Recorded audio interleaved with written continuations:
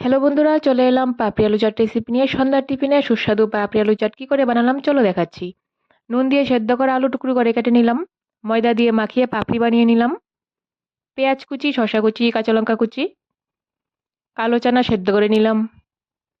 তেঁতুলের পাল্প, টক দই। টক দইটা কিন্তু অপশনাল, না দিলেও চলবে। তো এখানে দিয়ে দিলাম সেদ্ধ করা আলু, সেদ্ধ চানা, পেঁয়াজ কুচি, শসা কুচি, কাঁচা লঙ্কা কুচি।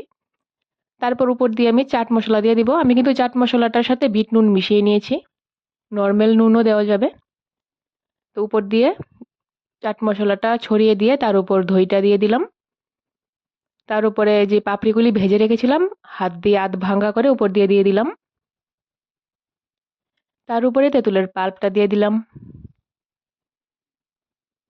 আর উপর দিয়ে আরও একটু চাট মশলা আর বিট নুনটা ছড়িয়ে দিলাম। ব্যাস রেডি সুস্বাদু পাপড়ি আলু চাট। এখন এর উপরে ঝুরি ভাজা দেওয়া যায়, দিলে আরও সুন্দর হবে দেখতে, খেতেও ভালো হবে, কিন্তু আমার কাছে ছিল না ঝুরি ভাজা, তাই এটা স্কিপ করলাম। এমনিতেই খুব দারুণ হয়েছে, সুস্বাদু হয়েছে।